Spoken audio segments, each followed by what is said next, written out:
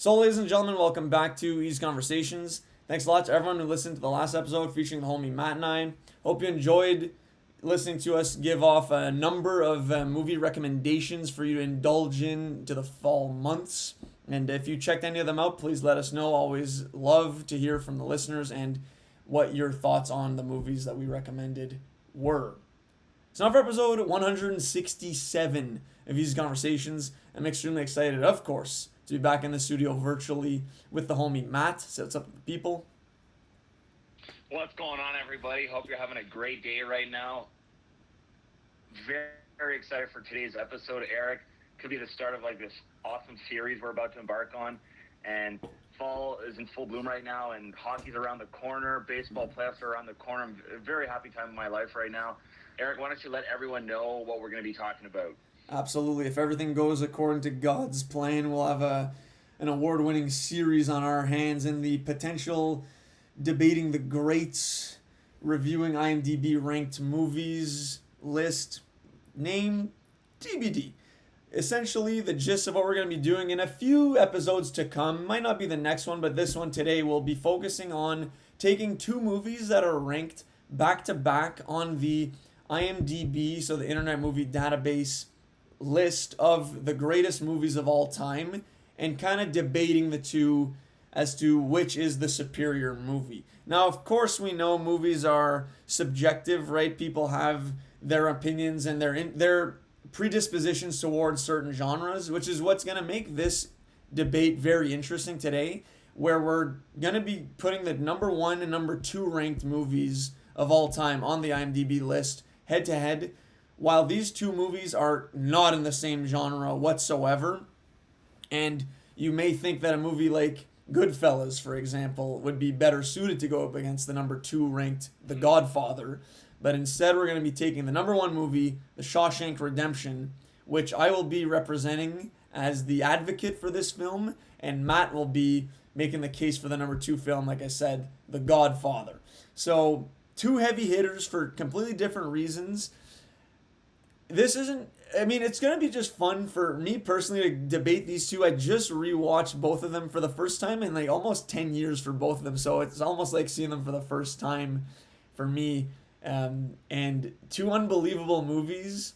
I don't think we're going to get out of this episode with a wrong answer in terms of which one's the best one in our opinion. Or maybe nothing's going to change. We both just stick to our guns. But very excited to get into this with you, Matt. Before we get into it, what are your thoughts on this whole series? What do you expect from today's episode? Well, first, when you presented the idea, Eric, I was I was very happy with one. I don't know why we hadn't thought of this sooner because it's such a great idea. But the fact that we know both movies are great. Like in the top, anything in the top 10 IMDb, it's a masterpiece. But the fact that you just rewatched them, I know the movie by heart. Like I love both, but it's been a while since I've rewatched them. You're gonna bring up stuff that I've forgotten about. I like the idea too because we're both going to be like saying great things about these movies, not necessarily having to bash the other one, but just like proving our point by emphasizing and highlighting all the great stuff in these two masterpieces, because they are two masterpieces. Like, let's get that out of the way. This isn't going to be a bash fest. Um, what else? I like that head-to-head idea too. Like, hey, do they deserve to be in those spots? Especially going down the list of the IMDb top 10 and more. Like, there's some really interesting movies there. A lot of good potential. Also, you said like it's all subjective. Absolutely.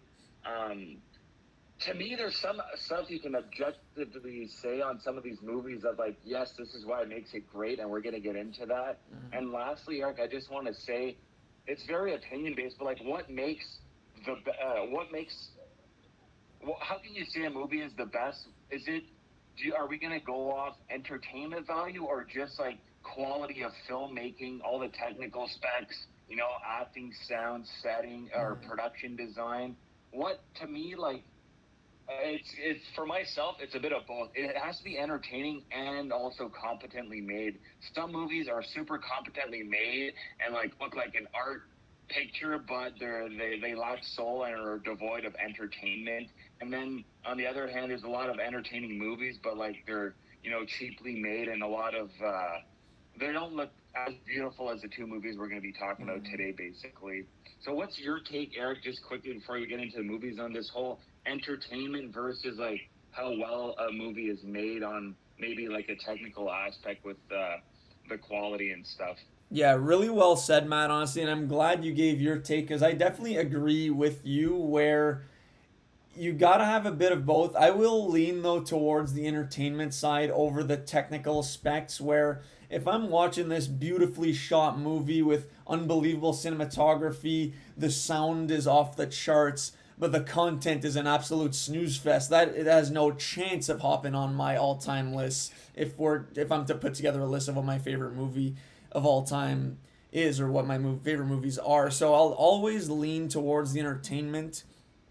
A movie that came to mind immediately where I'm not sure where it would fall in your books for the the technical specs would be like Gladiator, for example. That's an all-time entertaining movie, has unbelievable dialogue, writing, great acting, great action, but I don't know if it's like super well shot and all that. Like I don't think those would be the things that you take away from watching Gladiator.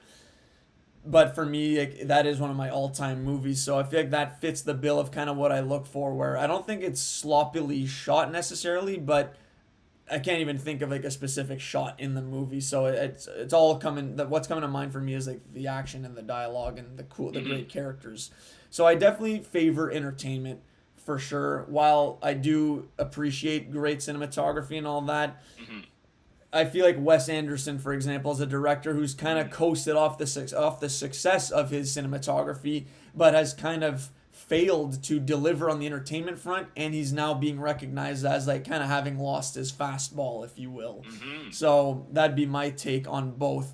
And before we get into Godfather vs. Shawshank, I will just say if anyone is looking at the IMDb list and they see that, oh, are we going to be going down the line now and debate number 3 versus number 4? We will not be doing another Dark Knight debate on this podcast, folks. We've done that before. Check out episode 82, I believe. Just recheck that out. We're not re-debating whether or not Dark Knight belongs on the top movie list of all time at number 3. We know where we both stand on that. But anyways, so, yeah, no, I'm excited to get into Shawshank versus Godfather. Do we get the movies? Yeah, okay, let's just do that. Like a little preamble on the movie and our viewing. Like, I'll just talk about my latest viewing experience. I'll defend the number 1 movie right now. I'll go first with Shawshank. So, Shawshank Redemption, and obviously full spoilers here. If you haven't seen either movie and don't want to have stuff spoiled, maybe this isn't for you, but if you have seen both, you're in the clear. So, Shawshank Redemption follows the story of a man called Andy Dufresne who, right off the rip, he's accused of having murdered his wife and her lover, that he pulls up on them in this cabin, catches them in the act, and apparently, or allegedly, shoots them both multiple times, and then is captured, put on trial, and immediately sent into this prison, Shawshank, and is sentenced to 2 life sentences. So, but he holds on to the claim that he is innocent, that he did not kill either of them. Like he's steadfast in his belief, in his resolve. He did not kill them. It's just circumstantial evidence that led to them incarcerating him. But because I guess that wasn't enough, he had the motive. They found enough evidence on the scene to implicate him that it was him. His fingerprints were on like a bottle of rum or whatever, bullets that were in his car, all that. So he goes to prison like very early in the movie, and then meets Red, played by Morgan Freeman. The two develop a dynamic, a friendship, and we're kind of just seeing Andy go through the motions of life like adjusting to his new life in prison, essentially. And he continues to claim that he's innocent. No one really believes him, but just seeing his progression in prison over multiple decades in prison is very fascinating to me. The way he has to adapt to this new setting, being previously very successful in life as a VP at a bank. So he knows a thing or two about numbers, eventually gets into the favors of the guards and the warden, and starts doing the books at the prison. And just seeing how he works his way through the ranks in the prison up until his ultimate escape from prison in the end is just a journey and a half. Leave it at that. Like for the plot, that's kind of what I want to just talk about as a start. But the character development, the characters themselves, and just the journey our character goes through are big things I'm going to highlight more in the pod, but things I want to just open with right now. So super interesting to see them go through all that. Very well said, Eric. And Shawshank came out in 1994. That was a really strong year in film, guys. Like, we had Forrest Gump, Pulp Fiction come out that year, and The Lion King. Like, Shawshank was right up there for our Best Picture nominee. Did not win. Forrest Gump won that year. I think that was a total miss, by the way. And Shawshank has aged beautifully compared to, well, Pulp Fiction as well. But that movie aged beautifully. And like I'm The Godfather, character-driven, a character study. It's all about our characters. So my movie, guys, is The Godfather from 1972. It won a ton of awards. It's directed by Francis Ford Coppola. He became a big director after this movie. So The Godfather follows the Corleone crime family. They're mobsters. It's their trials and tribulations, basically. One of our main characters, Don Vito Corleone, got 3 sons and a daughter. You get to know their lives, their family, what they do. This movie's all about family and, stuff that, if you're in a life of crime, you live and die by the sword. So right away we're thrown into like a big event that happens in the movie, the failed assassination on our main character Vito, or one of the main characters, and the reactions from his children and the repercussions and the repercussions from that and the response from them. And the movie is really beautifully highlights family, because it starts off on this giant wedding scene, the daughter's wedding, Connie's wedding, and ends with a baptism, which I'll get into later, the ultimate climax of the movie. Very powerful moment. Like both of our movies today, Eric, we were talking about entertainment earlier. Yes, these movies aren't always super entertaining. Like, it's not entertaining watching Andy go through his trials and tribulations. Same with my movie, The Godfather. Not always entertaining, but how much emotions do we feel watching both these movies? These movies thrive on this. Like, you feel it's a very intense, and lots of moments for me in The Godfather, Eric, give me goosebumps and are powerful moments that aren't always entertaining, but are very hard-hitting, and you feel a lot. And what more do we want in a film, right, Eric, where we're watching something and we're transported into that world and feel a lot of heavy emotion. So yeah, The Godfather. So the other character we follow is played by Al Pacino, Michael Corleone, and you were following the movie through him and his metamorphosis starts off as like a worm and then a cocoon, and then he blossoms into this butterfly at the end of, kind of didn't want to do it but had to get it done, and he gets it done in the end, and we'll get into that more later. But it's all about our characters and their trials and tribulation, living a life of crime, whether you want to or not. You doing the right thing in your eyes at the end. And this movie's filled with memorable moments, memorable quotes, as is your movie, Eric. Like, let's be fair, these are 2 very famous movies that honestly are must-watches for any film buff or even casual viewer. I would say, like, watch these movies. Are great. Did you want to get into the first thing you want to highlight for Shawshank, Eric? Yeah. Or do you want me to continue? No, for sure. I mean, what's interesting is there's a lot of similarities between our 2 movies, and there's mirroring in like both of our main characters, we can just say. So like Andy starts off as someone who plays it straight in life, as does Michael, but they both kind of go down separate yet similar paths, where Michael begrudgingly becomes the person that he didn't want to be in the head of the family. He said he was going to make the family business legit, obviously fails to do so, and as we get into later movies where he promised he would and he didn't. And Andy wasn't a crook, but kind of learned to become one in prison, but ultimately got out and was the man that he always said he was, but had to go through some shit, literally. in the prison to become that. But no, so the first thing I guess I want to characterize them to talk about is just all the great characters we have in this movie, Shawshank Redemption, and notably how it has a string of very strong villains. And there are three that you can really look at, all at different levels. You got Boggs, who is the kind of like the bully in prison, where he's trying to just have his way with Andy. He sees him as fresh meat. Him and his boys, they kind of want a literal piece of him and are just tormenting him nonstop. Then you have Captain Hadley, the prison guard, played by what's his face there? What's his Clancy name? Brown. Clancy Brown, who is kind of, again, he's the one kind of disciplining the guards and inflicting pain on disciplining the inmates. I mean, inflicting pain on everybody. A bully on another level, whom Andy eventually gets into favor with to get Boggs off his ass. And then we have the warden Norton, who is the one at the top, has his hand in every pie, corrupting different businesses, skimming off the top, calling the shots, having inmates killed. He's the ultimate villain in this movie.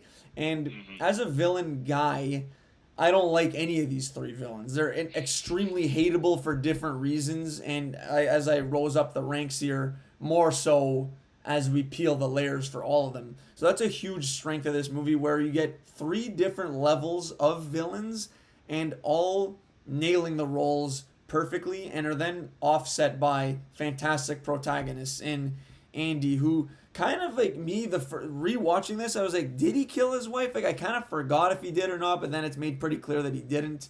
You have Red, who is kind of the guy running things in the prison from the inmates' perspective. He's taking bets with the people. He's the guy who can bring stuff in, so you kind of want to be in his good books. Then you have other little minor characters too, like Brooks, a few others. The other guy, I'm forgetting his name, Hayward, I think. Anyways, there's another guy, like just all their entire squad. Everyone who, even like Richie Aprile is in this movie. He just has a few lines, but he's just a good vibes guy. You have Tommy, who Andy takes under his wing. So all this to say, just the slew of characters we get, everyone plays their role perfectly and contribute towards the battle of good versus evil, exemplified in the dynamics in the prison. That's kind of a big plus for me with this movie, is how all the characters serve that purpose. Despite the fact that most of our inmates are guilty for murder, other than Andy, like they've done horrible things to get here. These aren't great people, but just by the way the movie's presented to us, they're lovable inmates, right? We kind of have no choice but to like them and hate the guards and the hierarchy, Clancy Brown and Warden Norton. That's kind of what I want to highlight first, which again can be mirrored very easily with Godfather, that has great characters as well. So let you go with that. Yeah, I'll dive into those. Well said, Eric. Lots of rich characters in Shawshank. And yes, the dynamic is really cool. I mean, that's what carries the movie. My movie, you get, again, like Shawshank, you get a lot of, like, these are gangsters at the end of the day. And you're not like, yeah, you love them. They're maybe anti-heroes. Like, they're bad people, but you can't help but to hang on their every word and love them, just like in Breaking Bad, the TV show. But you start off, the only innocent character is Kay, played by Diane Keaton. She's Michael's girlfriend. Or wife, no, probably girlfriend. Anyways, girlfriend. Kay is girlfriend. Kay is like the innocent one thrust into the world from the opening scene at Connie's wedding, and Michael's kind of explaining to her the business, saying that's my family kid, it's not me. After telling the story about how his dad forced somebody to sign assuring him that his brains or his signature would be on the paperwork. That whole speech with Luca Brasi teeing that up, that was awesome. A lot of foreshadowing there, like saying, don't worry, that's my family, not me. Love it. And Vito Corleone, the Don, played by Marlon Brando, one of the greatest actors, if not the best actor of the 1950s, legendary. Al Pacino, had an incredible run in the 70s too. Like your movie, Eric, we have phenomenal acting here by everyone. So the character, so Vito Corleone, like right away to hook you into this movie, you get this speech that Vito says. Someone saying like, "Oh, my daughter got beat by these guys. I went to the cops. They didn't do anything. Now I'm coming to you for justice." And we get that famous Vito Corleone monologue, like, "I'll take care of it. You should have come to me first. Someday that day might never come. I'm going to call upon you to ask for a favor." Blah, like that. The zoom in on his face. Mm-hmm. Right away. So then,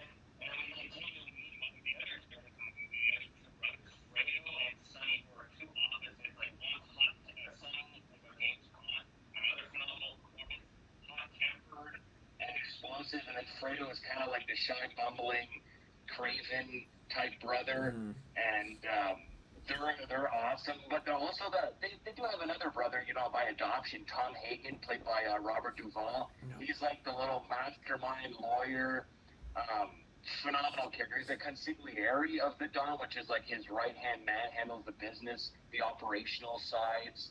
The Don's also has his two like lieutenants or generals, Clemenza and Tessio, doing the soldiering work. If there's a button that needs to be pressed, they press it. You get into this mafia world and you're just fascinated by it. The bad guys they're all bad guys in the movie, but the other bad guys are cool too. Solozzo the Turk, there's the corrupt police chief McCluskey. Really good stuff, guys. These characters, the reason why The Godfather is like number 2 on IMDb and one of the best movies ever made, if not honestly a case for the best of all time, is because you're never bored. Every scene flows by and there's great dialogue spit out by these amazing rich characters.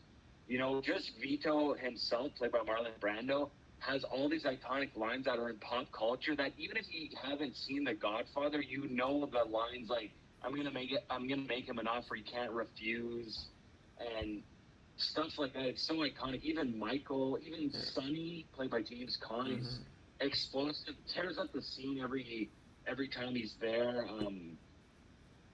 So basically, because this movie is so great, because every scene you got one of these great characters doing their thing, one of these great actors doing their craft. So you're never bored. You're always engaged. Sometimes it's acting with just a face and less dialogue, and you see their expressions. This movie is all about cause and repercussion, and like one event triggers another one, which then leads to this murder. Now Michael's got to go hide, and you're basically like cause and effect, chain reactions, the whole movie and what's going on. I love it. Never boring. But yeah, like you talked about Shawshank, the characters in this movie, you're so fascinated by them, and this is what makes the movie so great. Not a dull moment. So I just want to. I'm not done talking now. Just want to add on the characters. Like, I think if we're just having a dialogue here, like, I think the characters in Godfather edge out Shawshank's characters. Like, all the ones you listed, there's so many iconic ones. And like I wrote in my review, you can hone in on different characters based on how many times, like, what viewing you're on with Godfather. Like, for me this time, it was my 3rd time seeing it. Like, Robert Duvall's consigliere Tom, just like honed in on him, and fantastic performance. He's like I wrote in my review, a Wesley-esque advisor to Vito's kingpin. It's pretty accurate. Then even like Sonny, amazing performance by James Caan.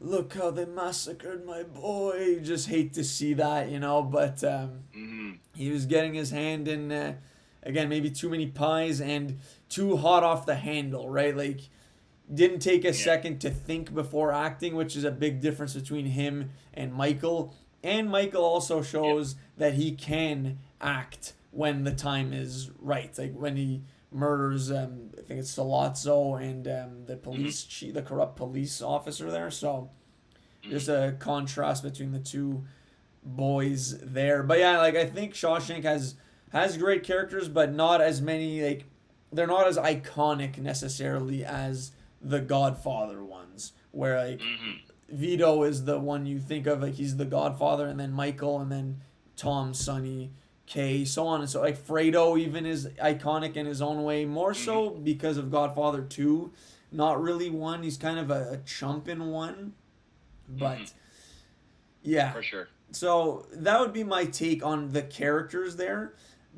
But what I enjoy a lot about Shawshank is, in terms of the characters, is the journey they undergo, and like I said, just the kind of resolve that Andy has in committing to saying that he is innocent and working, like kind of trying to make the best of a bad situation in being in prison and investing in the library, taking a pupil under his wing, mentoring him.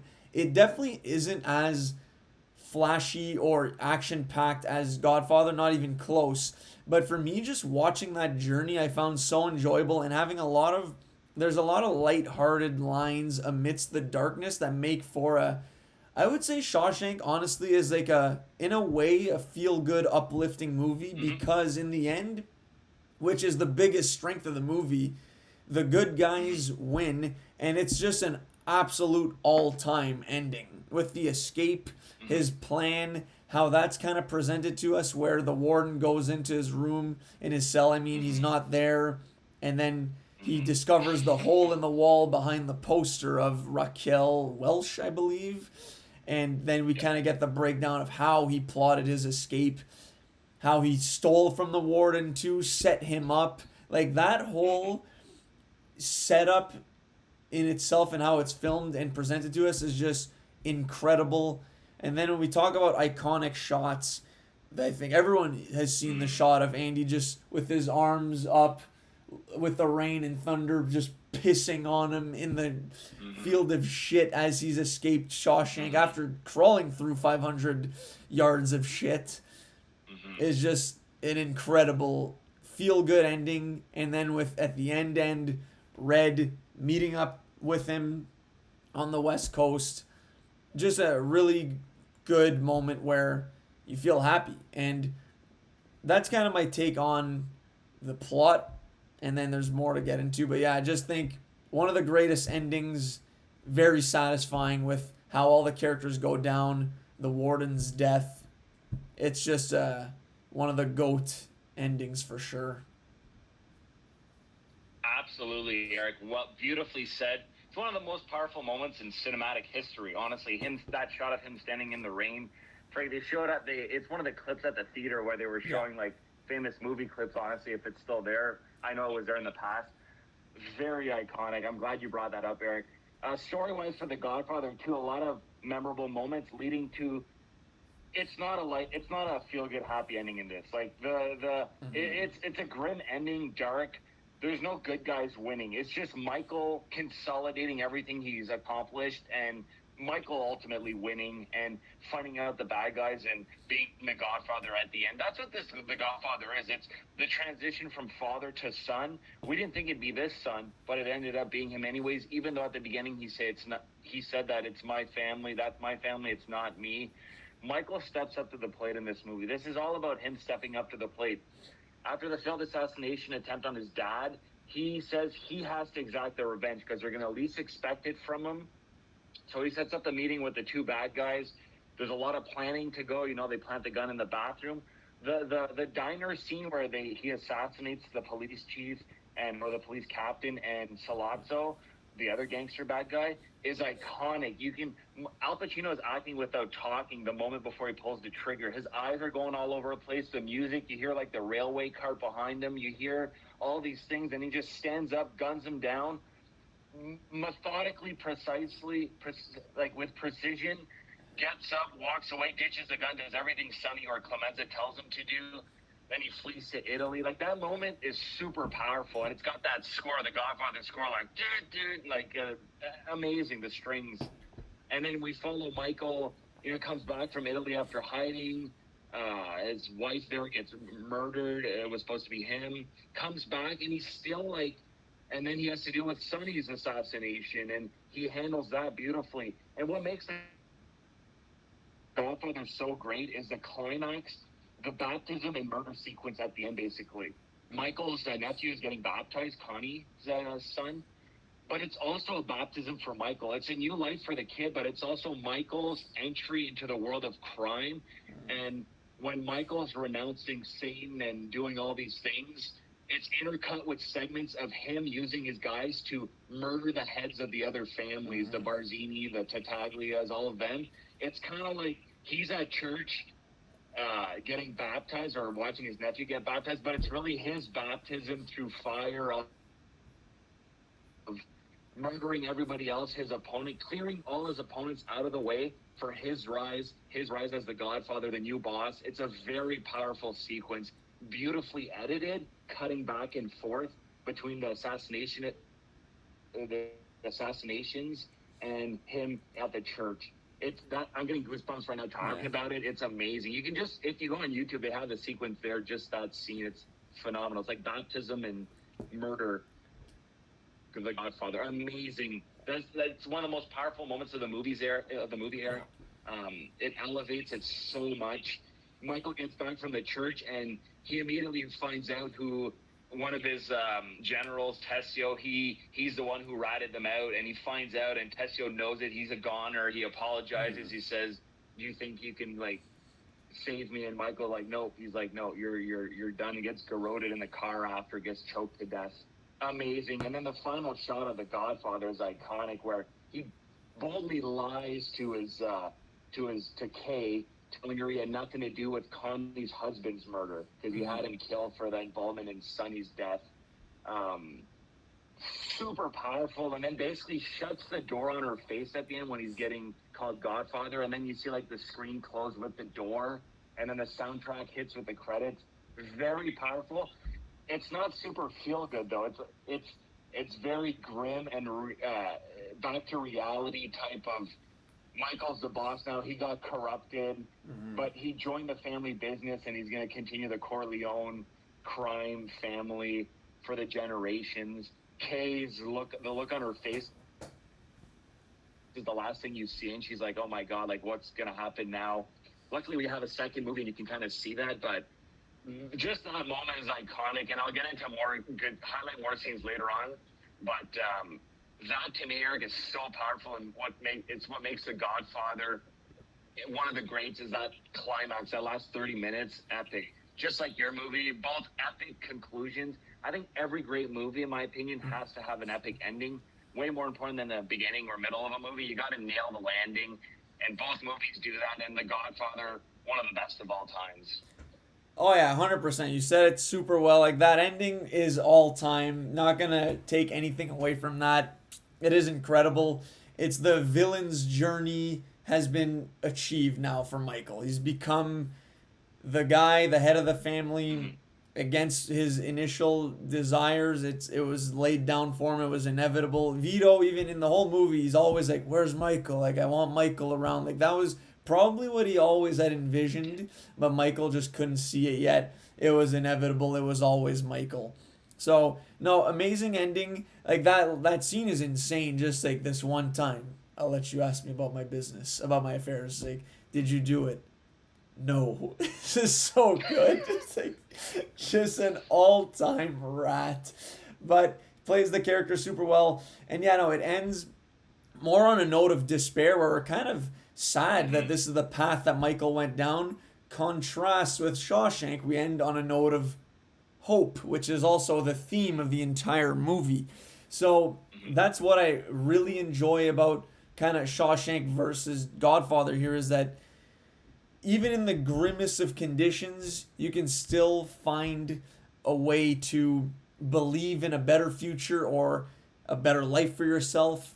In like all the inmates, for example, when they all invest in the library, education, Tommy, again, who is the younger inmate that Andy takes under his wing, wants to get his high school degree. So he bears down for like a good year studying with Andy, and eventually does get his certificate, his diploma, until he's gunned down, I think, that same night by the warden. But now that's not really a hopeful scene, but you know, it can't always be peaches and rainbows and Shawshank. But essentially, though, that is where I enjoyed that theme that hope kept coming up to as a driving force for all the inmates, right? Like Morgan Freeman just keeps getting denied bail, although his character is kind of interesting, where not sure if he even wants to get out, and that's kind of exemplified with Brooks, who, when his parole is granted, he's allowed to leave Shawshank. He almost kind of gets himself back in prison by having another inmate killed, and he's not ready to get out in the real world. And there's also a contrast between him and Red, where he, while trying to be rehabilitated in the real world, wasn't able to handle it and killed himself. And then at the end, Red had the same exact situation, scenario, conditions, and was at the literal same spot as Brooks, but chose life. He chose hope and embracing the unexpected, opportunity, all of that, which are things that I think are very uplifting and make it so that Shawshank is a movie that I think anybody can enjoy.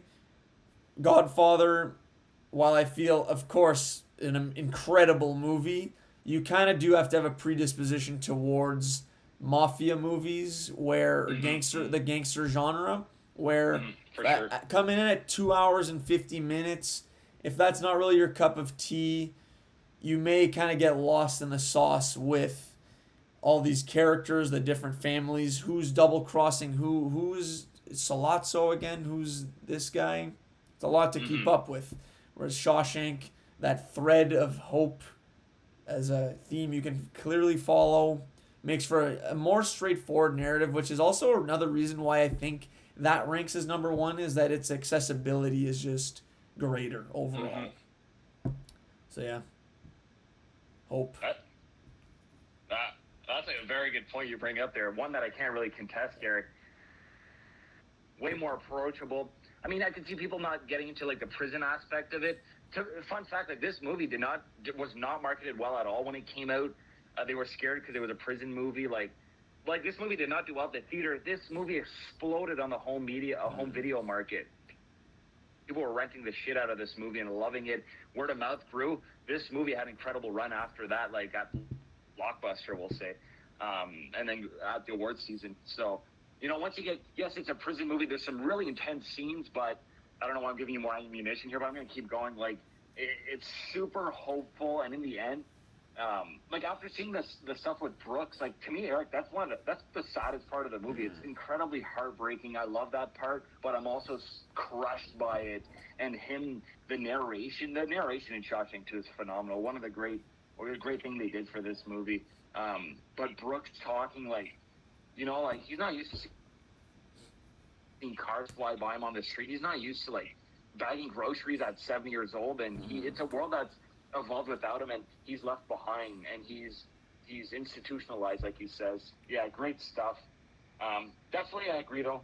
More easier to follow. More people are gonna enjoy Shawshank in general than The Godfather, especially people that don't watch movies. Like my sister would definitely watch Shawshank over The Godfather because it's just more universally approachable. But The Godfather also is peppered with crazy, memorable scenes in pop culture too, like stuff that's been spoofed a million times, and like The Simpsons or Family Guy. It all comes from The Godfather. For example, there's a scene where Tom Hagen has to fly out to LA to meet with Jack Waltz, like a movie producer, because he's trying to get this Johnny Fontaine singer guy into his movie, and Vito assured Johnny that, don't worry, we're going to make him an offer he can't refuse, even though the movie's starting soon, we're going to get you in there. This Jack Waltz guy hates Johnny because he ruined one of his leading starlet girls or whatever. But anyway, Robert Duvall talking to the movie producer,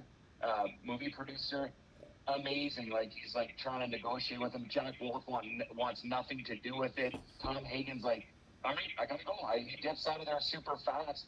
And he's like, Mr. Corleone wants to hear bad news immediately. I got to go. And then Jack Waltz wakes up in his bed with his prize stud stallion, the horse head in the bed, and he's covered in blood. He pulls the covers back, and there's the horse's head. Yeah. Iconic moment, and then his scream. Sure. I can hear it right now. Yeah. The logistics into doing that too, I'm always puzzled by it. Like, how the heck did they get up there without waking him up? But maybe the guy was, he got passed out. But what a revenge. That's iconic. The scene where Vito's bodyguard, Luca Brasi, gets assassinated. By the way, Luca Brasi, not an actor. Like, he was actually like an old mafia guy that they got. Like, he was on set. He was a consultant. They're like, hey, do you want to be in the movie? You're perfect. And he is. He gets like choked out by Salazzo.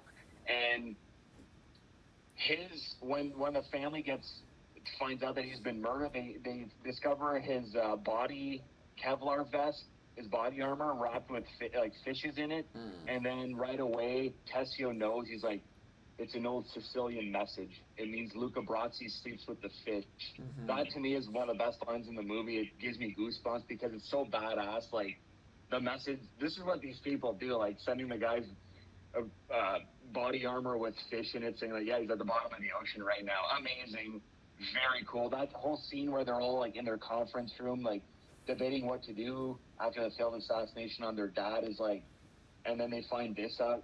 Very tense and amazing. James Caan, Al Pacino, they're all in the room debating what to do. Great. Another famous part.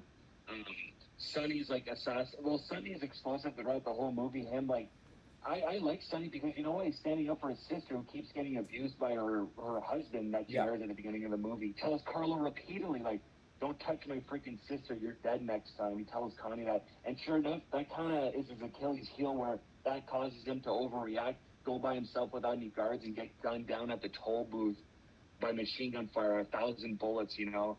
That's another iconic part. Yes, all these parts are kind of like brutal in terms of they're all gangster violence, not for everyone, but if you're into this genre, guys, it's so powerful and entertaining. This is where every good gangster movie stole from The Godfather, The Sopranos, The Show, everything. Like, this is the start of, this is one of the best gangster movies ever made and originated a lot of new ideas. Like I said, the dialogue, there's little dialogue scenes like Clemenza, one of the generals, taking a young guy out to perform a hit, and then they kill the guy in the car. They get out of the car, and he's like, leave the gun, take the cannoli, you know, the dessert in the back seat. That's amazing. Again, what's going to keep you interested in this movie and makes it great is the lines of dialogue that have been ingrained in pop culture now.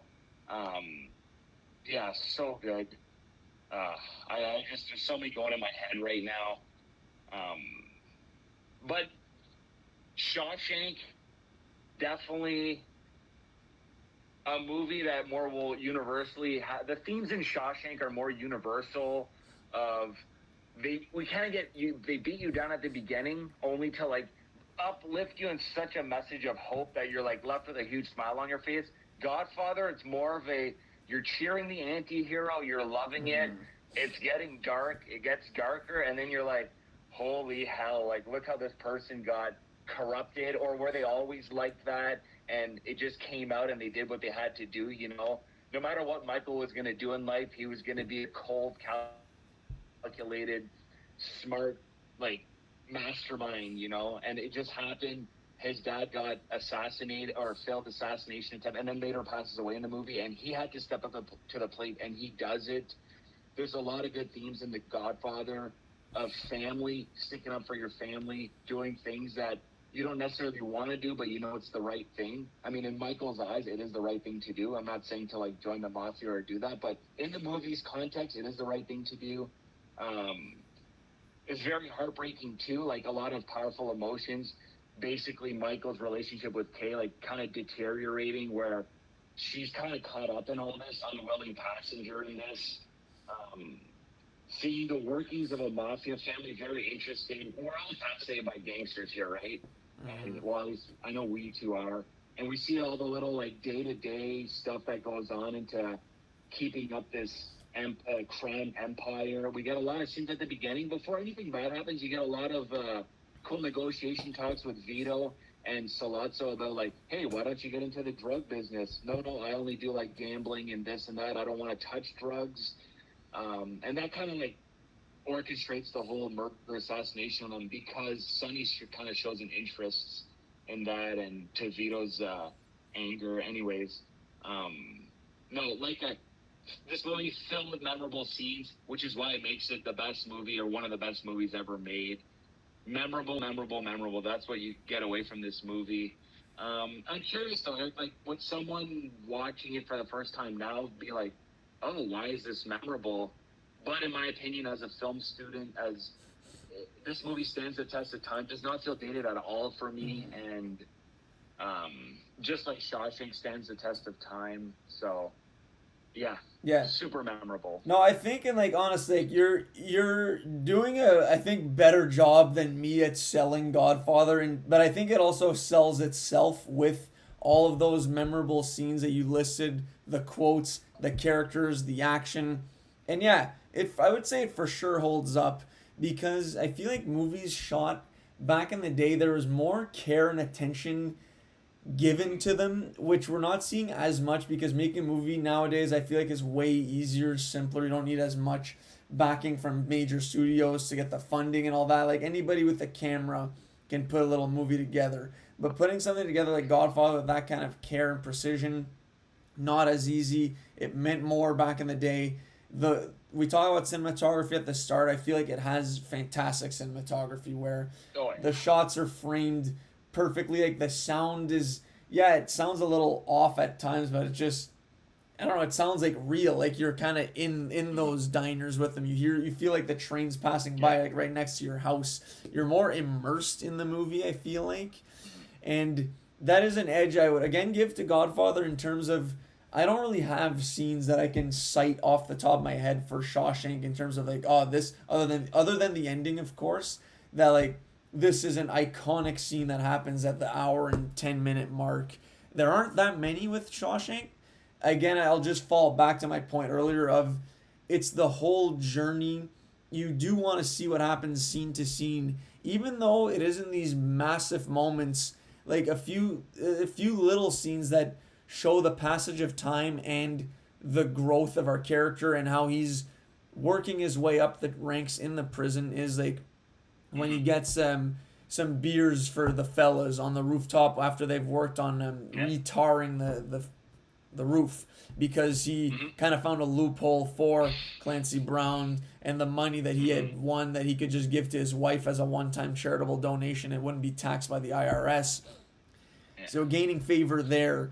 And then again, there's the other scene of rebellion where Andy is just in a room. I think it's maybe outside of the warden's office, and he gets access to a record player and then just starts blasting music played by two Italian vixens, no doubt, just singing in Italian and in Latin maybe, and they're just begging him to turn the music off, and he just won't do it. Again, it's an act of rebellion. It's kind of giving more hope for the inmates of like, hey, like I hijacked this whole system, even though I'm in their good books. Like I have no reason to be doing this. Like I'm living the life in prison. I'm still, this is like a F you to you all, to the system. I shouldn't be here to begin with. And even though things may seem to be going a little better for me, I'm still pissed off, and this is kind of my way of sticking it back to you, which ultimately leads to him spending, I think, a month in the hole. But, you know, it was worth it to get the fellas a bit of live music entertainment. So, scenes like that. Like, other than that, though, there aren't like any crazy scenes that come to mind. Maybe Tommy getting killed out. I guess Tommy getting killed outside is a big one where you kind of know it's coming. Where like the warden finds out like, okay, this is legit. There's someone who has fessed up to the crime Andy's accused of committing. He is innocent, but if this gets out, he could be pardoned, and then I'd lose my guy who has been helping me clean up my dirty money, knows all of the kind of the secrets that I have. So I'm gonna have to take this poor young kid out without a second moment's like thought. Really, put that cigarette down, ashes it out with his clean, squeaky clean, dirty shoe, and sniper from the watchtower guns him down. Yeah, so, and I mean, that is a big moment where the warden truly reveals his nature, where he'll go to extremes to gun down anybody who tries to take him down. And that may not have even been Andy's intention. For all we knew, or for all he knew, he would have just like taken this new information and be like, yeah, I'm just happy to be out of prison. I don't care what you're doing in there. Like I'm in the clear now. But he didn't want to take any chances. And that is one of the many reasons that makes the warden such a hateable and great villain, where he's conniving, will do what it takes. Could have been part of the Corleone family, for Christ's sake. Like, this guy is cut from a similar cloth as Michael and Vito, and will do what it takes to obtain and hold on to power. So that would be my take on like the memorable moments from Shawshank that may not be as action packed, but still pack a punch. Oh, absolutely. And to continue on Ward and Norton, because I have to, he's self-righteous, a man of God who's a freaking committing all these sins. Like I love that. Says it from the opening to the inmates when Andy's in his opening night. He's like cares about a couple things, discipline and the Bible. Andy starts reading the Bible, says like, "Oh, I approve of that. It's good," which ultimately leads to his demise. Because Andy's hiding stuff in his Bible the whole movie. It's great. It's a great turn of events. That's the scary part about Norton. He thinks like he's a criminal, but like hiding behind a facade of like a righteous member of society, a man of God. But he's the worst one, right? Is he even worse than Boggs and the sisters and Captain Hadley? Like he's in a position of power, abusing. Very well said, Eric. I'm glad you brought that up. No, Shawshank has a lot of. I don't know why I'm defending Shawshank now. I'm not defending, but I'm going to praise Shawshank a little bit. The quotes, though, like "get busy living, get busy dying," the Red narration, another iconic scene here. Red's parole hearing at the end. To me, that's iconic. Yeah. What he tells them, and he's tired of it. Yeah. Okay, back to the Godfather. You said something really good. Godfather shot in the 70s, Shawshank in the 90s. Honestly, 70s cinematography and the look, and just the look of the film is very, like the actual film grain and stuff. The shadows, the lighting, all that is beautiful.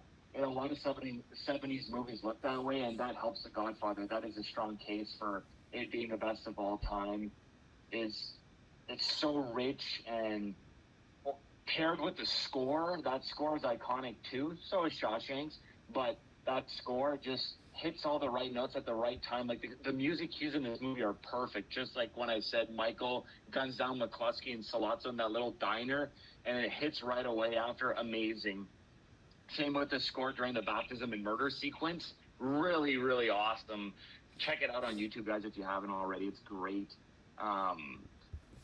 But I will say, like, I used to listen to the Shawshank score on my iPod. Like, I love that score too. It's phenomenal. It kind of almost brings a tear to my eye, especially when I used to watch it back in the day, like the first few times. It's super powerful. Both movies, I would say, like they're on equal footing with the score. Other technical stuff, just I lost my train of thought. Everything seems so authentic in The Godfather. I think you brought that up, Eric. Like you feel like you're in the diner. You feel like just the way the characters are dressed and their look. Like these guys don't even look like actors half the time, other than like our main like Al Pacino, Marlon Brando. Even Marlon Brando, unrecognizable with the facial prosthetics, and they aged him actually to make him look older. Great. You feel like you're so in that world, and it's grimy and dirty and full of crime. Like the cigarette smoking, the drinking, the scene where a tiny little scene where Clemenza, they go to his house and he's like cooking a giant pasta bowl, and he's like telling Michael what to do and what they're going to do for that day.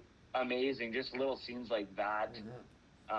Not to say Shawshank, like that prison is amazing too. You feel like you're there, and the inmates feel so real.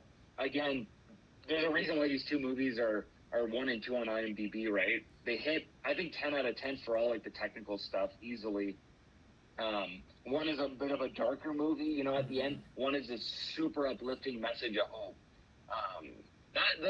The Morgan Freeman getting paroled, finding Annie's message, Eric, that whole sequence, going to the orchard.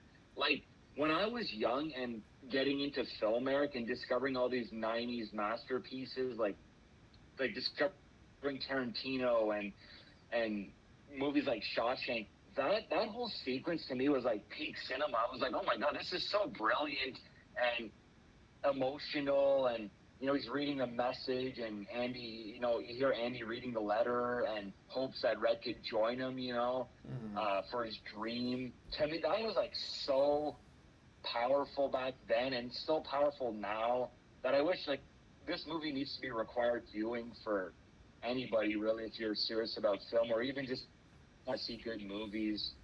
Whereas Godfather, I think it's not as required viewing because it's more raw and about crime.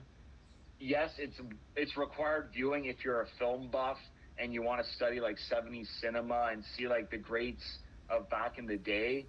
But Shawshank is more like anybody I think could watch Shawshank, and I think like you said, The Godfather, maybe you need more attention span. Kids these days will have an easier time, in my opinion, digesting Shawshank pacing wise, the running time, than The Godfather. I think that's a fair point you made, Eric. I give you that 100%. That's totally fair to say. So, you know, Yeah, I think Yeah, go ahead, Eric. I was just gonna say, like, I think we've kind of gotten to a point where we can, like, we've maybe exhausted our points, or we can make a consensus now, maybe on which one is the greater movie, and because I've said all my points, and I think you have too. I'm sure you could get more out there, but even me just now thinking of which one I would choose is not easy at all. Like, I was debating going Godfather, but then I'm also thinking, like, even me watching Godfather I guess a week ago now, I didn't watch it all in one sitting. I did have to, like, remember, like, okay, who's this guy? Maybe that didn't help that I didn't watch it in one sitting there, but it's a long movie. Like, if I had to commit to watching one movie in a night, no pausing, like, it's a big ask to go 3 hours. Whereas Shawshank, it's like 220, just a little less, still a long movie, more straightforward for anybody. Like, I'm probably gonna watch Shawshank with Andy, not gonna watch Godfather with her. It's honestly really hard to choose one or the other. As someone, though, who does really like mafia and gangster movies, and now I'm going to rewatch Goodfellas soon. It's been a while since I've seen it. I do think this is the best gangster movie in that, like, even though I said it's slow at times, or it's long, and I do find sometimes it does get a little slow, maybe you could have cut a few scenes out, you are still hooked and want to know, like, okay, who's going to get killed next? What's Michael going to do next? What's coming? It's hard. Like, yeah, it's not. I don't really have a definitive answer, honestly. Like, I think these truly do merit that 1 and 2 spot, though, for movies. What do you think? Do you have an answer? Like, do you know what your pick is?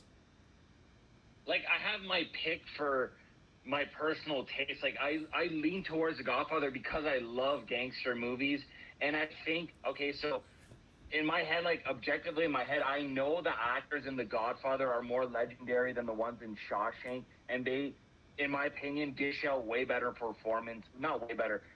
stronger performances because there's more great actors in Godfather, giving out good performances. There's more characters in The Godfather. I lean towards the acting is better in The Godfather than Shawshank because there's more of it. There's more greatness in The Godfather for acting. There's also a lot more going on in The Godfather. It's more intricate than Shawshank. And I like all those little things that happen in The Godfather that some people might find boring. I love it. Shawshank, at the end of the day, is way less complicated, simpler to the core, which also could be its strength, though, in terms of it's a message of hope. It's good versus evil. The Godfather is not good versus evil. What was I saying? Yeah, like, The Godfather has more legendary moments and memorable scenes for me, and for a lot of people, honestly, if you look up, like, it's in pop culture. That being said, Shawshank represents why we go to the movies, entertainment-wise. It is it's more entertaining than it's more approachable than The Godfather, and more people would find Shawshank entertaining. I certainly do. When Shawshank starts, it rips by, and you're never bored, and you just want to that legendary ending. You just want to get there. When the Warden throws the rock through the poster, it's amazing, and then he rips out the poster, and you see the shot through the hole. That's an amazing shot. Mm-hmm. So myself, I would pick The Godfather, but, like, if we wanted to be, like, in a courtroom and judge, like, which deserves to be number one, I would be okay with keeping Shawshank number one all time on the IMDb list. It represents everything good about cinema. Storytelling is immaculate in Shawshank. It's based on a short story by Stephen King, by the way, called Rita Hayworth and the Shawshank Redemption. Beautiful little novella, like 90, 110 pages maybe, or maybe over 100 pages. Great. So Shawshank represents the power of cinema through storytelling, acting, good dialogue, a great uplifting ending. It might be textbook a little bit, but it's done. They hit every nail. You know, it's like 10 out of 10 for every little aspect of it. And yeah, I can't argue with it not being. I can't argue with it being number one. Like it's flawless. Whereas The Godfather, I find the stuff it does like better than any movie, and like all the legendary actors, the memorable scenes, the quotes, the storytelling, maybe crisper in Shawshank and better paced, and it's more entertaining and uplifting at the ending. Whereas Godfather, you don't get that uplifting moment. Is the moment of Andy's release more powerful than anything in The Godfather? Yeah, one could argue that.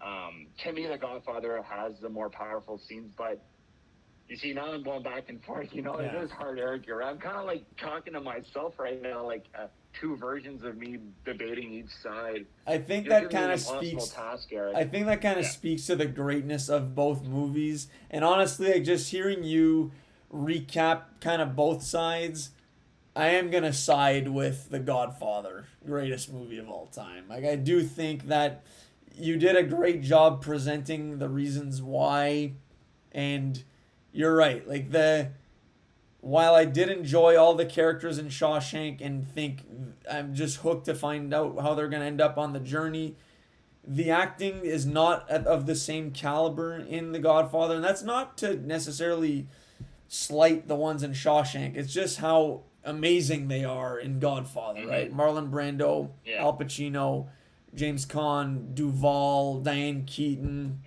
It's all legendary actors. Legends, exactly. And iconic moment after iconic moment.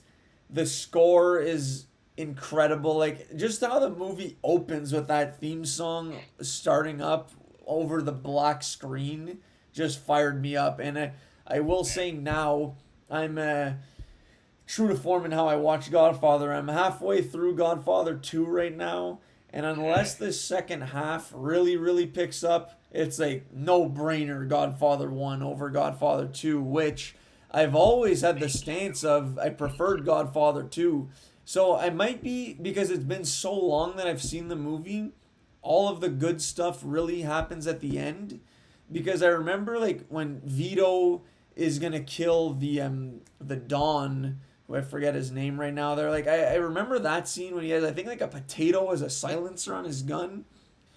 But it must end really, and I know what's going to happen with Fredo and all that there, but I just always remember saying I preferred Godfather 2, but now with third viewing of Godfather 1, like, again, unless it really, really picks up, like, Godfather 1's incredible and is better than 2, but we'll touch back on that at some point.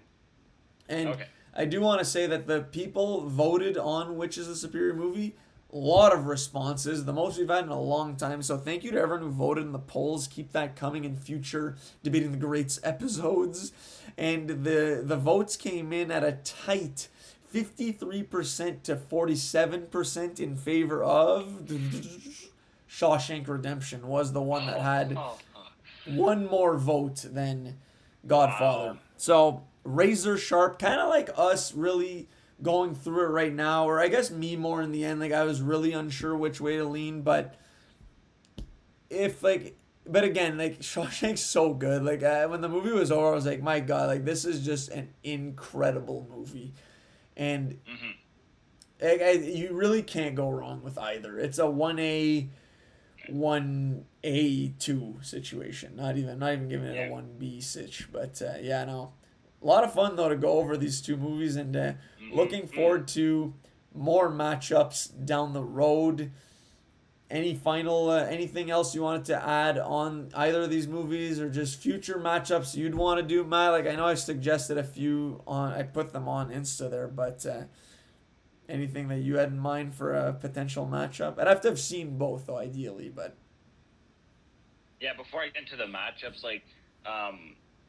what beautifully said, Eric. I didn't know the vote was that tight with the poll you posted, but yeah, because these movies are 1 and 2, this is going to be the tightest debate we're ever going to do, and there's a reason why they're 1 and 2. You know, they're both unquestionably masterpieces, and it was hard to pinpoint. And we both said you said a lot of great things there that made me really think like, yes, this is a lot closer than I think. Because in my mind, Godfather was no question. Like, I know I like that movie more than Shawshank, but Eric, I was ready to defend Shawshank to the death too if you wanted to do The Godfather. Honestly, it's a freaking amazing movie. As for next matchups, this is what I'm excited about. I think the next debates we do on the greats, there's going to be a lot more, maybe not controversy, but like we're not going to be on the same page as much. I'm thinking. Like in the top 10, you had movies like, well, I mean, Goodfellas is my favorite movie of all time. We all know that. But other movies like Fight Club or Good, the Bad, and the Ugly, and movies like that going up against each other. There's a Lord of the Rings movie too. You can throw up the matchups now if you want to tease the listeners. But I think there's going to be a lot more of like, oh, I don't agree with this. Why is that there? It won't be as like friendly as today's episode is what I'm saying. But no, I can't wait for the next matchups. Did you want to throw some out there, Eric, or do you want to just leave it at you'll find out when we do our next episode? Yeah, can throw some names out there. Like, if we really do stick to the ones one next to each other, that would restrict it a little more. Maybe we do explore, like, it can be a range of movies. Like, as long as they have a extremely similar rating, maybe we do them. But, like, Pulp Fiction versus Good, Bad, and the Ugly. Like, in that case, I would definitely defend Pulp Fiction because I've seen it way more. And I think you like Good, Bad, the Good, the Bad, and the Ugly more than I did. I still enjoyed it a lot, but, like, I didn't give it it was the one I rated the lowest out of the 3 in that series, which could be extremely controversial. Like, Goodfellas versus Interstellar. I think that kind of matchup, it would be really hard to change your mind. Like, I feel like no matter what, your vote would be Goodfellas, and me, I would see what happens there. Like, and then another one, which is in a similar situation, Raiders of the Lost Ark versus Avengers Infinity War. Like, those are two really different movies. Speaking of different movies, 12 Angry Men versus Return of the King. Like, that's apples and friggin' lembas bread we're talking about here. So, completely different. So there's a lot of ways. It's going to be interesting, and hopefully this is also a way to get some maybe listeners or viewers who haven't seen one or either of the movies to check them out before we do the episode. Because Shawshank and Godfather, I feel like most people have seen. But I'll just throw it out there now. 12 Angry Men, classic movie, which is at number 5 on the list. Return of the King being number 6. So check out 12 Angry Men, actually, if you haven't seen it. Because that's an all-time courtroom drama, kind of courtroom drama movie. Yeah. About 12 jurors stuck in a room, and they have to make a decision as to whether or not the accused is innocent or guilty. Everyone votes in favor of guilty except for one person, and then the entire movie is spent in that room where they try to determine without what's the expression with reasonable doubts? Probable cause. Probable cause. So eventually some people want to change their votes, all that. So it's a pretty short movie, hour and a half, but very influential. I feel like there's a lot of movies in that courtroom drama legal space that have taken influence from 12 Angry Men. Notably, Juror Number 2, which was released a few years ago, starring Nicholas Hoult. Just an abomination, in my opinion, of 12 Angry Men, but I digress. Oh, okay. Man, I'm excited to do more of these. It was really fun. Good. It was fun for me, too, to rewatch both these movies. I'm just in the mood to watch classics now. I love that you said that, Eric. Can't wait for the next one that we do, and you discovering new classics, too. Go down the list, pick the ones you haven't seen. I'd love to do 12 Angry Men versus Lord of the Rings 3, because there's a 50-year span of two movies, right? There's a giant difference in like the way the movies were made, but they're both 10 out of 10 movies in my opinion. So that'd be a cool one. everyone watch 12 Angry Men. I'm sure you've seen Lord of the Rings before, but that'll be a fun one to do. You said a lot of great things, Eric, about. I love hearing you talk about Shawshank, and you've made me remember stuff that I had forgotten, because I don't watch Shawshank that often. Same with Godfather. It's not one I go back to every year, but you're making me want to watch Shawshank right now, and I want to watch The Godfather 2, The Godfather TOO, like, as well. And very quickly, people that say Godfather 2 is better than 1 are completely crazy, and they're wrong. It's not a sequel that's better than the first. Absolutely not. We're not going to debate, because we'll be there another 30 minutes. Yeah, I had a lot of fun debating the two movies with you, Eric. This is so fun to do. Do you want to jump into recommendations now, or what do you got for me? Yeah, sure. I'll recommend a movie that is on Paramount Plus if you have that. If not, maybe try to check this out at another point. But I also watched Friendship, starring Paul Rudd and it's his face there, Tim Robinson. I always get him and Nathan Fillion confused. Anyways. But yeah, no, Friendship, starring Tim Robinson and Paul Rudd. Really good movie, honestly. It was a dark comedy, I would say, where Tim Robinson's he's a super strange dude. He gets a package delivered at his house erroneously. It should actually have been mailed to Paul Rudd's home, so they're kind of across the street neighbors. They kind of develop a friendship, as is indicated in the title of the movie. And it's like kind of talks about just kind of the struggle of making new friendships as an adult, where everyone has their own separate lives, with like you're married with kids or busy with your job and whatnot, and then he's kind of desperate for a new friendship and really is taken by Paul Rudd's character Austin, who's the local weatherman actually. So, but Tim Robinson's character, like, there's a reason that he struggles to make friends, because he's an all-time effing weirdo. This guy is just a strange cat. Actually, a strange character. Scratch that from the record. He's a strange dude. And the antics he gets himself in with Paul Rudd, and even with his wife, played by Kate Mara, is just like Michael Scott level of cringe out here, where he's just very awkward, puts his foot in his mouth constantly, is doing these weird things, mannerisms, blurts out nonsense, takes things to the extreme. Like, he sees a few characters doing one thing and he's taking it to another level, trying to fit in. So that's kind of how I would describe his character, where he just doesn't really have that social intelligence and no street smarts there. So it was really funny, tragic at times, but overall like an enjoyable watch. And it does get dark at times, but not like depressing at all. I would say it's one of the better comedies of the year. Friendship, check it out if you have a chance. Really good stuff.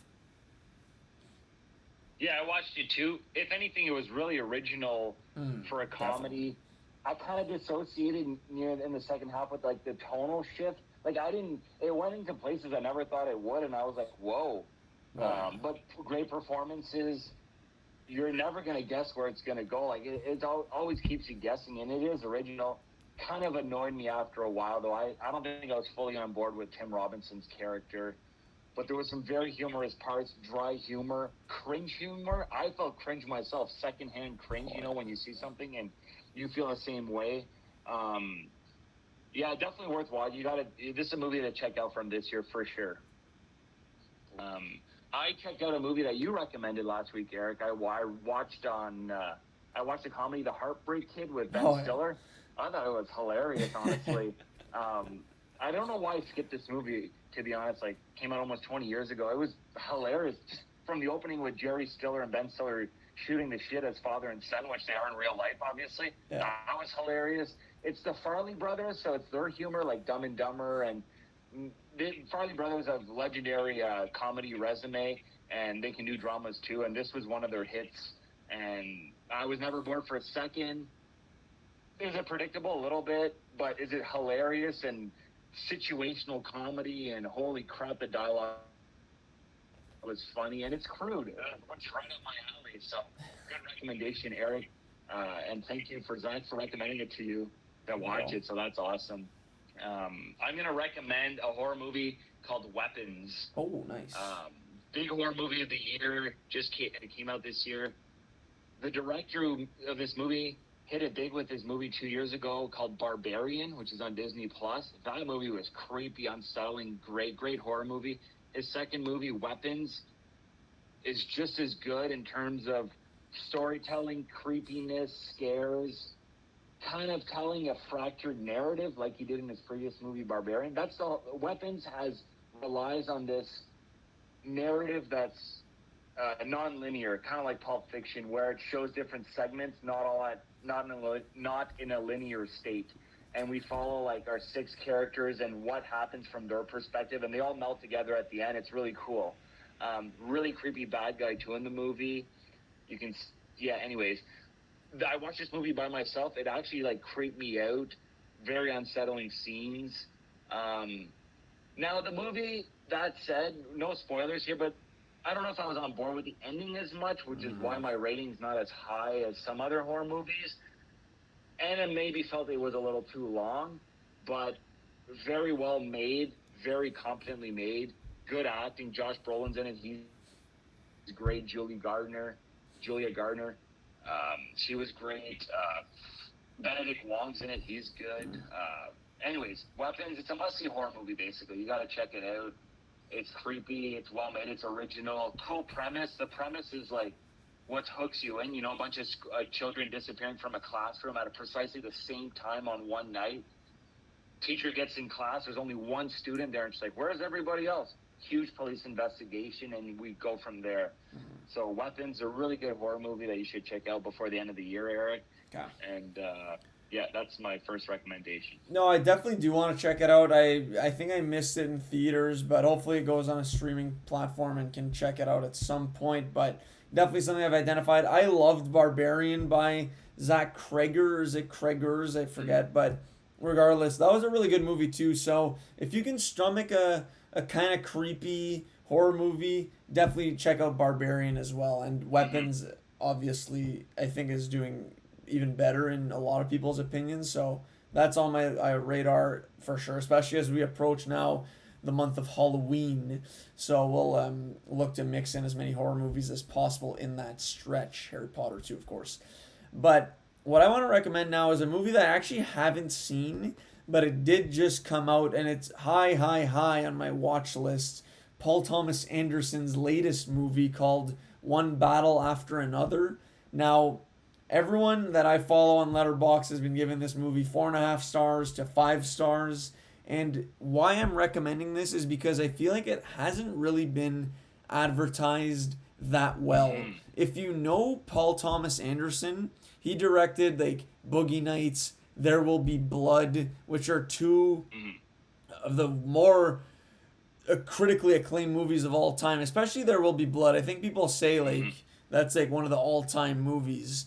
I know he's done a few other movies like Phantom Thread, Licorice Pizza. I haven't seen all those there, but One Battle After Another, starring Leonardo DiCaprio, who is kind of a big deal. At one point was potentially the most prolific actor of our time, of our generation. Like he was, every movie he was in, it was a star. He was a star. It was a hit.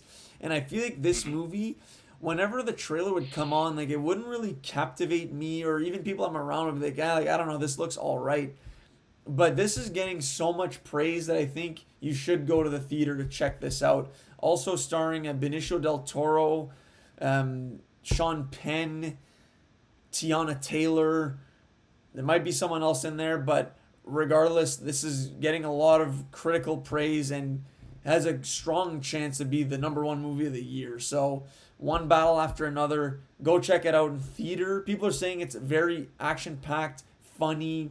It's a hell of a ride. Like, I don't even really know what the full premise is of this movie, but people say it's unlike anything out right now, and Paul Thomas Anderson being the director merits to be seen in theaters. So yeah, go check that out. I'm very excited to go see this. That's awesome that you brought that movie up, Eric. I was not expecting that, and I have nothing to say because you said it all. He's one of my favorite directors. I've been reading the Raven reviews this movie has been getting in the score, like the ratings on Rotten Tomato, IMDb. Like, I can't wait to see this movie. Seeing people gush on it on Letterboxd. You're right. I feel like the trailer's misleading, or it's not marketed right. Like, when I saw the trailer, I was like, this doesn't look that interesting. 100%. But it's got Leo and it's a Paul Thomas Anderson movie, so I gotta watch it. Boogie Nights, one of my favorite movies of all time, and Magnolia 2, I love. The Master. You've mentioned his other ones, but he's got Punch Drunk Love is a great drama with Adam Sandler. The man made some masterpieces in his mid-20s, and now he's still gonna go strong for another like 10-20 years. I can't wait to see that. Really good recommend. Like, haven't seen it, but like public announcement, like, let's all go watch this movie, guys. And love that, Eric. One battle after another, kind of vague on the story, which is kind of cool going in the theater blind like that. Probably darkly funny and action packed. Yeah, no, good recommendation. I definitely a must see for our top 10 of 2025 for movies. For sure. Yeah. I'll just recommend, I won't get it in depth, but I've been watching like a bit of not random TV shows, but a lot of different shows. Some of them I finished, some I started, but I'll just recommend some of them. The new season of Only Murders in the Building just came out, and honestly, this is the 5th season. This is way better than the last 3. Back to forms for this show that's gone downhill in the latest few seasons, but this season so far is really good, and a lot of good actors in it too, like little guest actors. So Only Murders in the Building I've been watching. I've also been watching the Alien Earth show on Disney Plus. It's good. It's not great, but if you love sci-fi, you got to watch it. If you like the Alien franchise, you got to watch it. There's a lot of cool stuff in there. So I've been watching that. I got the finale to go, and I'm done the show. I've also started, Eric, I don't know if you ever got into Dexter, but I started watching, not the latest season of Dexter, but the revival show they did like 8-10 years ago, Dexter New Blood. I've started watching that because I plan on watching Dexter Resurrection, which is a show from this year. So New Blood so far is really good. Can't wait to finish it and get into the stuff for this year. Big fan of the Dexter show, the original show, the 8 seasons of it, and love the character. So yeah, those are the 3 shows I wanted to highlight. Nice. I have not watched any of those shows, honestly. I did start up Alien Earth like a while ago, like 30 minutes in, I kind of stopped. I wasn't crazy about the quality. It didn't look like up to notch of what I kind of expect from FX, but I will have to get back into it because I have seen like quite a few episodes are well rated, and I like the alien world. It's cool, but that's one I have to dive back into.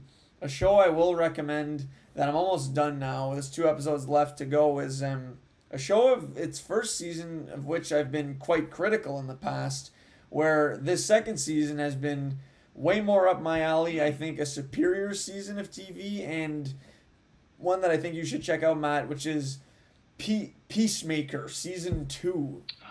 So they kind of ditched a lot of the humor from Season 1 that I found was over-the-top aggressive, which a lot of people are actually criticizing that they miss how outrageous it was in Season 1. That is not the case with me. I much prefer the direction they're going in with Season 2, and this last episode that just dropped was quite crazy. So I think they're setting the stage for a strong finish, and this is actually becoming required viewing now for the direction that the DC universe is heading into, because they're intertwining stuff that builds off the heels of Superman now trickling down to Peacemaker, and will probably lead into future DC projects like Man of Tomorrow, the sequel to Superman. So it's really cool. I'm enjoying it a lot. Peacemaker Season 2, better season than Season 1 in my opinion. So I would check that out if you have a chance, for sure. All right. I mean, you've convinced me. Okay, I'll definitely have it. I'm definitely going to check it out, Eric, definitely before the end of the year. Especially you saying like it's going to tie into the movies. So yeah. Awesome. Good to hear. But yeah, other than that, I'm good stuff. So I know, Matt, a lot of fun to do this for the first of hopefully many times to debate some movies. We're not going to do this every single episode. We're probably going to have a little break in between, but we'll be sure to have at least one more out before 2025 is up. So Again, Matt, a lot of fun. Any final notes for the listeners? Just thank you, everybody, for listening. I really appreciate it. I hope you enjoyed our movie talk today, Shawshank, The Godfather. It was really fun. I hope you enjoyed the conversation as much as I did. Eric, you said a lot of great things. You were freaking great stuff today. And everybody, thank you for listening, and I hope you enjoy fall right now, hockey, baseball playoffs. Thank you. Well said, Matt. And likewise to you too. A lot of great points that made me flip from Shawshank to Godfather. So if anyone, again, just go rewatch these movies if it's been a while, or even if it hasn't. They're so good that you can watch them 100 times and never get sick of them. So yeah, thanks a lot, everybody, for listening. Stay tuned for episodes dropping every 2 Mondays. Continue to enjoy the cooler weather, the sports back, good movies, good times. Happy Thanksgiving and Halloween maybe. We'll talk to you before then. But yeah, peace.